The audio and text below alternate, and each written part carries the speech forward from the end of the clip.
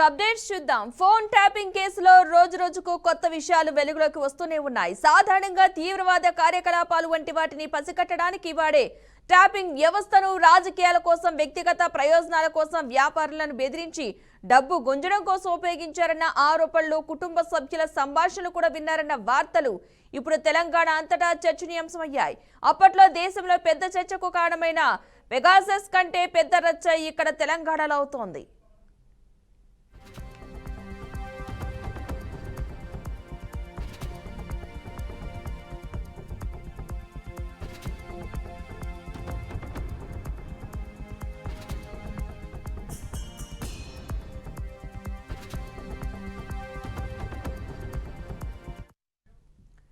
ఎంతటి నేరస్తుడైనా నేరస్తుల్లో ఏదో ఆధారాల్ని వదిలిపెడుతున్నట్లు ఫోన్ అక్రమ ట్యాపింగ్లోనూ ఎస్ఐబి మాజీ chief of operations Prabhakar Rao బృందం సైతం అదే పనిచేసి దొరికిపోయింది.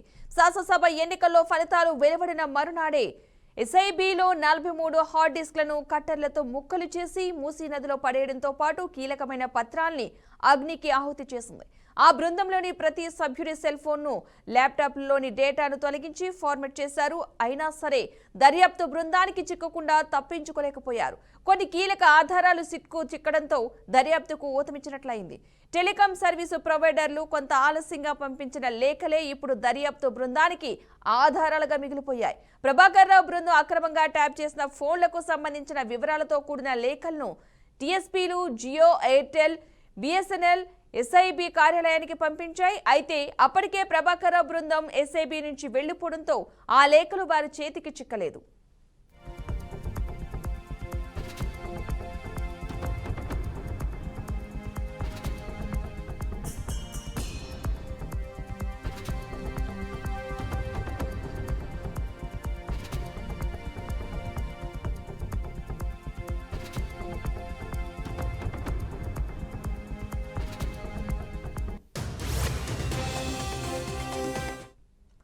తెలంగాణలో లాఫుల్ ఇంటర్న్షిప్ కు అనుమతి పొందిన ఇంటెలిజెన్స్ తరపున ఎస్ఐబి సిఓఓ హోదాలో ప్రభాకర్ రావును అప్పటి ప్రభుత్వం డిజిగ్నేటెడ్ అథారిటీగా నియమించింది. విశ్రాంత అధికారికి అలాంటి కీలక హోదా కట్టబెట్టడం ఐపీఎస్ సర్వీస్ కేడర్ రూల్స్ కు విరుద్ధమైన బేఖాతరు చేస్తుంది.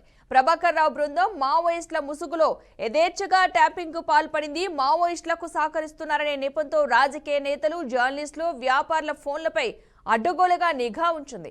అయితే అవన్నీ లాఫుల్ ఇంటర్స్పెషన్స్ లో భాగంగానే చేస్తున్నట్లుగా టీఎస్పీఏలను నమ్మించి బురిడి కొట్టించింది.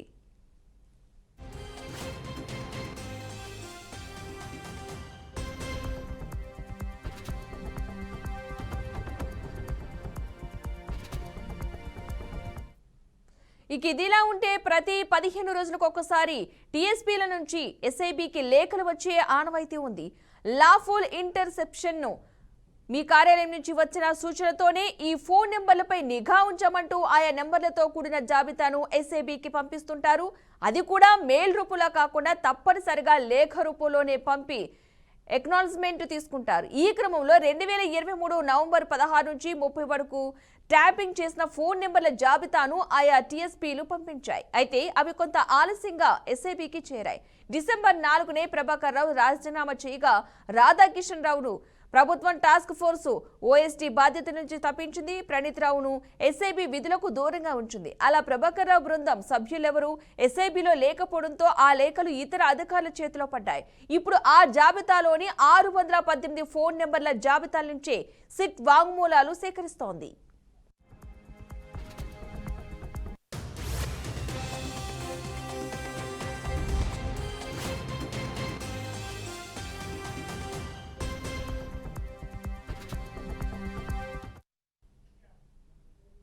రైట్, ఇదే అంశానికి సంబంధించిన పూర్తి వివరాలు మా ప్రతినిధి సాల్మన్ అందిస్తారు. సాల్మన్, చెప్పండి. తెలంగాణ రాష్ట్రంలో ఫోన్ ట్యాపింగ్ అయితే సంచలనం రేగింది. రోజుకొక మలుపు తిరుగుతూ అనేక కోణాల్లో మాత్రం దర్యాప్తు ముమ్మరం చేసింది. ప్రతిరోజు అంటే ఫోన్ ట్యాపింగ్ అనుకున్నది ఒకటి అయింది ఒకటి అనే విధంగా ఫోన్ ట్యాపింగ్ అయితే రోజుకొక మలుపు తిరుగుతుంది. అధికారులను లేకుంటే రాజకీయ నాయకులను మొత్తానికే పూర్తిగా విచ్ఛిన్నం చేయడానికి అయితే ఈ ఫోన్ ట్యాపింగ్ ముందుగా ఉందని చెప్పుకోవచ్చు. తెలంగాణ రాష్ట్రంలో అధికారంలోకి ఆ కాంగ్రెస్ ప్రభుత్వం వచ్చిన తర్వాత ఫోన్ ట్యాపింగ్ విషయంలో కీలకంగా మారింది. ఈ యొక్క ఫోన్ ట్యాపింగ్ వాస్తవానికి మావోయిస్టుల పేరుతోటి ఈ యొక్క ఫోన్ ట్యాపింగ్ చేశారు. మావోయిస్టుల రాజకీయ నాయకులు మావోయిస్టులకు కొంత ఆర్థిక సాయం చేస్తున్నారు. వారితోటి ఆ ఫోన్ సంభాషణ చేస్తున్నారు అనేది ఆ విషయంతోటైతే ఫోన్ ట్యాపింగ్ కు పాల్పడ్డారు. కానీ ఇప్పటి వరకు మావోయిస్టులతోటి సంబంధాలు లేకుండా కనీసం అంటే కుటుంబ నేపథ్యంలో వారి యొక్క ఫోన్లను మాత్రం ట్యాపింగ్ చేశారు. దీనికి సంబంధించి చూసుకున్నట్లయితే సినీ తారల కానుండి వ్యాపారవేత్తలు, అదే విధంగా జడ్జీలు, జర్నలిస్టుల ఫోన్లు కూడా ట్యాప్ చేశారు. దీనికి సంబంధించి ఇప్పటి వరకు ఆ ఫోన్ ట్యాపింగ్ ఎవరి పేరైతే చెప్పారో ఇప్పటి వరకు వారి యొక్క ఫోన్లను మాత్రం ట్యాపింగ్ చేయలేదని అయితే కొంత ఆరోపణలు వినిపిస్తున్నాయి. ఖచ్చితంగా ఎస్ఐబి ప్రభాకర్ రావు అయితే పూర్తిగా తను బిఆర్ఎస్ పార్టీ అధికారంలో ఉన్నప్పుడైతే ఖచ్చితంగా అనేక మంది ఫోన్ ట్యాపింగ్ చేశారనేది అయితే ఆరోపణలు అయితే పెద్ద ఎత్తున వినబడుతున్నాయి. ఖచ్చితంగా దీనికి సంబంధించి దేశంలో సంచలనంగా మారిన పెగాసన్ ఈ యొక్క ఫోన్ ట్యాపింగ్ ఏ విధంగా ఉందో రాష్ట్రంలో మాత్రం ఖచ్చితంగా ఈ యొక్క ఫోన్ ట్యాపింగ్ అయితే సంచలనంగా మారింది. ఈ అధికారంలోకి కాంగ్రెస్ పార్టీ వచ్చిన తర్వాత హార్డ్ డిస్కులు అయితే పూర్తిగా ధ్వంసం చేసి మూసీ నదిలో పడవేశారని అయితే ఆరోపణలు ఉన్నాయి. ఖచ్చితంగా ఈ యొక్క ఫోన్ ట్యాపింగ్ కిషన్ రావు కావచ్చు, లేకుంటే ప్రభాకర్ రావు, రాధాకృష్ణన్ వీరు ఖచ్చితంగా ఎలాంటి ఆనవాళ్లు లేకుండా ఈ యొక్క హార్డ్ డిస్కులు అయితే పూర్తిగా ధ్వంసం చేసి మూసీ నదిలో పడవేశారు. ఖచ్చితంగా ఈ యొక్క సిట్ అధికారులు అయితే ఎవరైతే ఉన్నారో ఖచ్చితంగా దీనికి సంబంధించి పూర్తిగా వారి యొక్క విచారణ కోణంలో మాత్రం చాలా ఆసక్తి రేగే విషయాలు అయితే బయటపడుతున్నాయి. ఖచ్చితంగా ఎవరు తప్పించుకోకుండా ఈ యొక్క ఎస్ఐబి ప్రభాకర్ రావు అయితే పూర్తిగా దానికి ఉన్నాడో ఖచ్చితంగా ఈ యొక్క సిట్ అధికారులు కూడా పూర్తిగా విచారణ చేసి దానికి సంబంధించి మొత్తానికి తీగలాగితే డొంక కదిలినట్టు పూర్తిగా మొత్తానికైతే ఈ యొక్క ఫోన్ ట్యాపింగ్ వ్యవహారం అయితే పూర్తిగా ఇప్పటి వరకు సుమారు 600 మంది ఫోన్ ట్యాపింగ్లు అయితే పూర్తిగా ఇప్పటి వరకు అయితే గుర్తించారు. వ్యాపారవేత్తలు కానీ, లేకుంటే సినీ తారలు, జడ్జీలు. ఇదే విధంగా అంటే ఈ యొక్క ఫోన్ ట్యాపింగ్ లో చాలా మందిని అయితే బెదిరించి భూములు కానీ, లేకుంటే పెద్ద మొత్తంలో డబ్బులు వసూలు చేశారనే ఆరోపణలు అయితే ఉన్నాయి. పూర్తిగా ఈ యొక్క విచారణ ఇప్పటివరకైతే ముమ్మరంగా కొనసాగుతుంది. మనం చూసుకున్నట్లయితే ప్రభాకర్ రావు అమెరికాలో ఉండి నాకు ఖచ్చితంగా నన్ను జైల్లో వేస్తారని సుప్రీంకోర్టులో అఫిడవిట్ వేసినప్పుడు కూడా రాష్ట్ర ప్రభుత్వానికి అయితే సుప్రీంకోర్టు గైడ్ లైన్స్ ప్రకారం అయితే ఖచ్చితంగా మేము విచారిస్తామనేది చెప్పారు. పూర్తిగా ఖచ్చితంగా అదే కోణంలో విచారిస్తున్నారు. ఇంకా మరిన్ని విషయాలు అయితే రాబట్టడానికి అయితే ఈ యొక్క సిట్ అధికారులు అయితే ముమ్మర ప్రయత్నాలు చేస్తున్నారు. మనం చూసుకున్నట్లయితే ఈ యొక్క ఫోన్ ట్యాపింగ్ అయితే రోజుకొక మలుపు తిరుగుతుంది.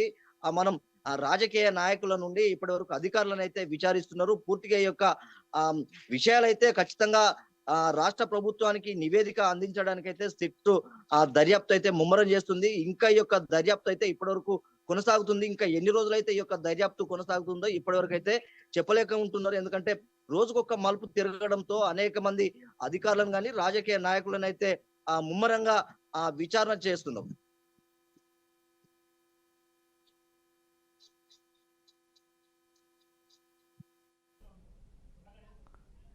ఈ ఫోన్ ట్యాప్లు ఎవరి అయితే చేశారో అంటే ఎయిర్టెల్ కావచ్చు, జియో కావచ్చు, బిఎస్ఎన్ఎల్ వీటి నుంచి కూడా కొన్ని లేఖలు రావడం జరిగింది కదా. ఆ లేఖల్లో ఎలాంటి అంశాలు ఉన్నాయి అనే దానిపై ఏమైనా క్లారిటీ ఉందా? మనం చూసుకున్నట్లయితే అంటే ఉగ్రవాదులకు సంబంధించి లేక మావోయిస్టులకు సంబంధించి ఈ యొక్క ఫోన్ ట్యాపింగ్ చేయాలి. కానీ ఇక్కడ ప్రతి ఒక్క నెట్వర్క్ నుంచి అంటే ఉదాహరణకి ఎయిర్టెల్ కానీ, లేకుంటే బిఎస్ఎన్ఎల్ కి సంబంధించి కూడా ఈ యొక్క ఫోన్ ట్యాపింగ్ చేశారు. ఖచ్చితంగా అనేక విషయాలు అయితే చాలా మంది ఫోన్లను ట్యాపింగ్ చేశారు. ఖచ్చితంగా ఈ యొక్క విచారణలు అయితే ఖచ్చితంగా అనేక విస్తుపోయే విషయాలు అయితే బయటపడతాయి. కొన్ని ఏంటంటే కాన్ఫిడెన్షియల్ గా అంటే కొన్ని విషయాలు అయితే బయటికి చెప్పడానికి ఆస్కారం ఉంటది. ప్రభుత్వం కూడా కొన్ని చెప్పడానికి కొంత అనాసక్తిగా చూపుతారు. ఎందుకంటే ఈ యొక్క ఫోన్ ట్యాపింగ్ ఉదాహరణకి అంటే మనం చూసుకున్నట్లయితే కుటుంబంలోని వారి ఫోన్లను ట్యాపింగ్ చేశారు. అవి బయట పెట్టలేరు. బయట పెడితే కొంత అది కూడా అంటే ఒకరి ఫోన్ ట్యాపింగ్ చేశారన్నది అయితే ఖచ్చితంగా వారి వ్యక్తిగత స్వేచ్ఛను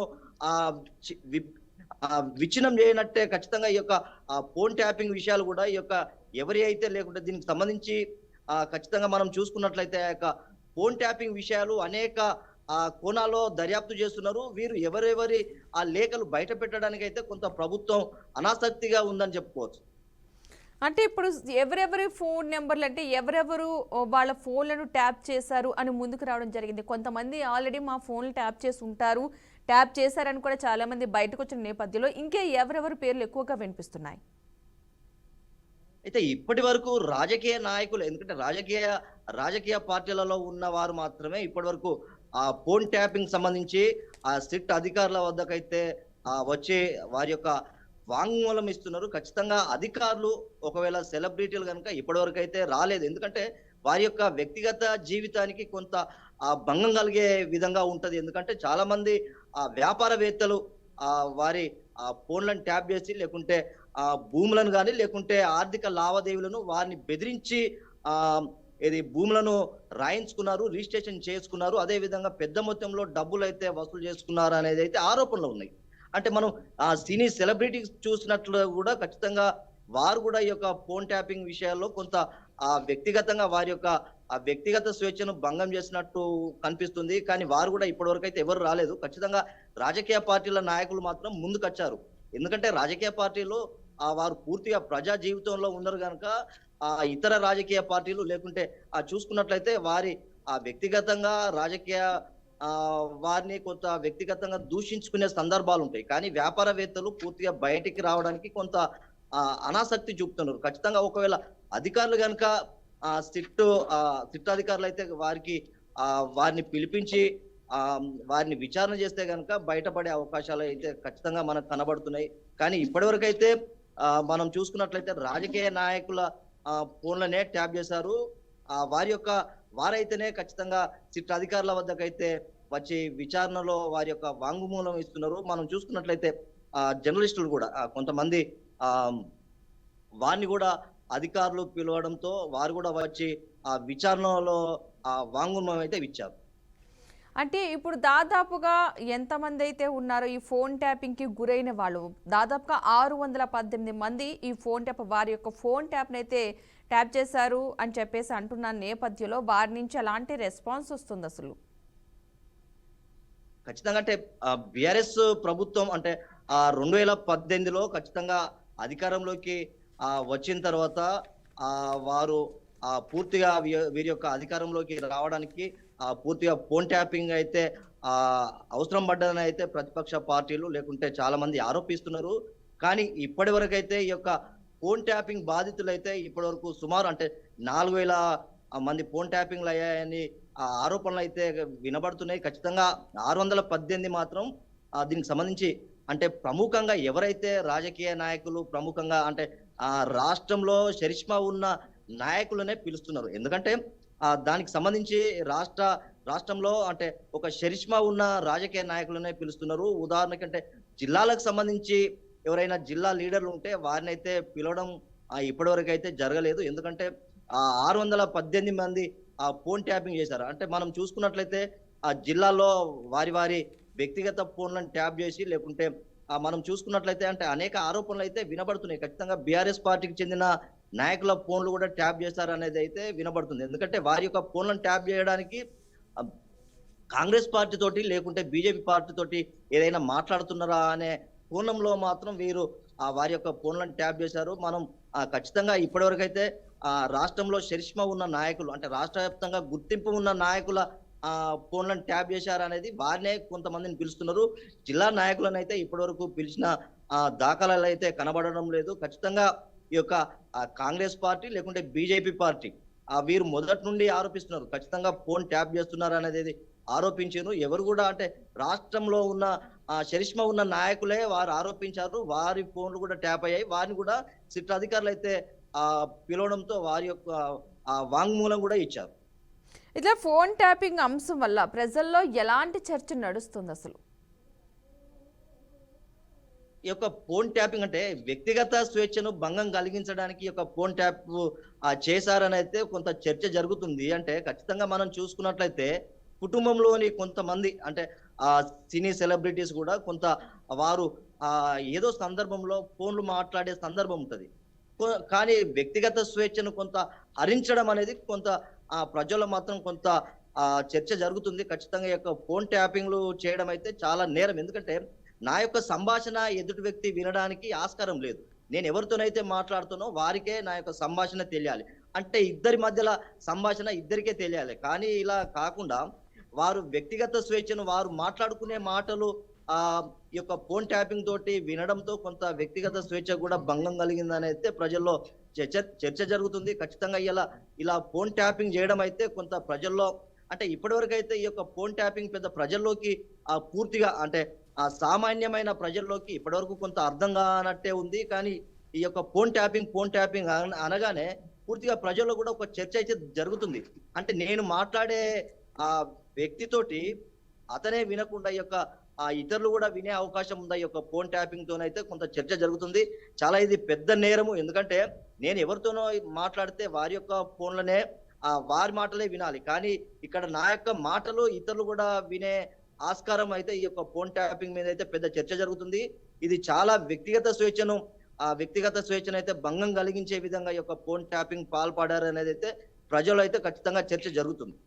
ఈ ఫోన్ ట్యాపింగ్ అంశానికి సంబంధించి రోజుకు ఒక కొత్త అంశం బయటకు వస్తున్న నేపథ్యంలో ఇప్పుడు బీఆర్ఎస్ పార్టీపై ప్రజల్లో ఎలాంటి నమ్మకం ఉండే అవకాశం ఉందనుకోవచ్చు. ఎందుకంటే ఫోన్ ట్యాపింగ్ అంశానికి సంబంధించి గత ప్రభుత్వ హయాంలో జరిగిన నేపథ్యంలో ఇప్పుడు ప్రజలు కూడా నమ్మలేని పరిస్థితి, అంటే ప్రజల్లో కూడా ఒక అపనమ్మకం ఏర్పడే పరిస్థితి లేకపోలేదంటారా బీఆర్ఎస్ పై? ఖచ్చితంగా మనం చూసుకున్నట్లయితే ఈ యొక్క ఫోన్ ట్యాపింగ్ సంబంధించి దేశద్రోహులు అదేవిధంగా మావోయిస్టు పార్టీ వారి యొక్క ఫోన్లను ట్యాపింగ్ చేసే అవకాశమే ప్రభుత్వం నిర్ణయం మేరకే యొక్క ఫోన్ ట్యాపింగ్ చేసే అవకాశం ఉంటుంది. ఎందుకంటే వ్యక్తిగతంగా ఒకరి ఫోన్లను అంటే ఈ ఫోన్లను అయితే ఎవరైతే ఫోన్ ట్యాపింగ్ చేశారో వారు దేశద్రోహులు కాదు, రాజకీయ జీవితంలో ప్రజా జీవితంలో ఉన్న వారి ఫోన్లు, అదే విధంగా సెలబ్రిటీస్, వ్యాపారవేత్తలు వారి యొక్క ఫోన్లను ట్యాప్ చేయడం ఏంది అనేది అయితే కొంత చర్చ జరుగుతుంది. ఖచ్చితంగా బీఆర్ఎస్ పార్టీ ఇలా చేయడం ఏంటి, ఒకవేళ మావోయిస్టు పార్టీ లేకుంటే దీనికి సంబంధించి ఉగ్రవాదుల ఫోన్లను ట్యాప్ చేయడం అంటే అప్పటికి ప్రజల్లో ఓకే. కానీ ఈ వ్యక్తిగత స్వేచ్ఛను భంగం కలిగించే విధంగా ఒక రాజకీయ నాయకులు, సెలబ్రిటీస్, వ్యాపారవేత్తల ఫోన్లను ఎందుకు ట్యాప్ చేశారు అనేది కొంత ప్రజల్లో అయితే చర్చ జరుగుతుంది. దీనికి సంబంధించి బీఆర్ఎస్ ప్రభుత్వం హాయంలో ఇలా ఫోన్లను ఎందుకు ట్యాప్ చేశారు, మావోయిస్టు పార్టీ లేకుంటే మావోయిస్టు నేతల ఫోన్లను ట్యాప్ చేసి వారి కదలికలను లేకుంటే వారికి రాజకీయ నాయకులకు కొంత థ్రెట్ ఉంటుంది. అలాంటి వారి ఫోన్లను సంభాషణ వినడానికి ఆస్కారం ఉంటుంది. కానీ ఇలా వ్యాపారవేత్తల ఫోన్లను బీఆర్ఎస్ ప్రభుత్వంలో ఇలా ఎందుకు ఫోన్ సంభాషణ వినరు? ఖచ్చితంగా ఇది చాలా పెద్ద నేరం అయితే ప్రజల్లో కొంత చర్చ జరుగుతుంది. బీఆర్ఎస్ పార్టీ ఇలా చేయడం అయితే అంటే బీఆర్ఎస్ పార్టీ కూడా మేము ప్రజా సంక్షేమం ప్రజల కోసం సేవ చేస్తున్నామని చెప్పడంతో పాటు ప్రజలు కూడా కొంత దాని మీద బీఆర్ఎస్ పార్టీ మీద కొంత నమ్మకం ఉంది. కానీ ఇలా వ్యక్తిగత స్వేచ్ఛను లేకుంటే వ్యాపారవేత్తలు లేకుంటే సినీ సెలబ్రిటీస్, జడ్జీలు, జర్నలిస్టుల ఫోన్లను ట్యాప్ చేయడం ఏంది ఈ యొక్క బీఆర్ఎస్ ప్రభుత్వం మీద గతంలో అని కొంత చర్చ జరుగుతుంది. ఖచ్చితంగా బీఆర్ఎస్ పార్టీ నేతలు ఇలా ఎందుకు చేశారు అనేది అయితే కొంత మనం ఈ యొక్క చర్చతో పాటు ఖచ్చితంగా మనం ఈ యొక్క ఎలక్షన్ లో ఫోన్ ట్యాపింగ్ చేశారనేది కాంగ్రెస్ పార్టీ ఆరోపించింది, బీజేపీ పార్టీ ఆరోపించింది. దీనికి ఒక చెంపదెబ్బలాగానే ఈ యొక్క కాంగ్రెస్ పార్టీ అధికారంలోకి రావడానికి కూడా ఈ యొక్క వారి యొక్క బహిరంగ సభల్లో చెప్పడంతో పాటు ప్రజలు కూడా ఈ యొక్క ఫోన్ ట్యాపింగ్ విషయంలో కొంత బీఆర్ఎస్ పార్టీకి కొంత చెంప చెట్టులాగా అనిపించినట్టు బీఆర్ఎస్ పార్టీని అయితే ఓడగొట్టిందని మనం చూసుకోవచ్చు. Right, thank you Salman.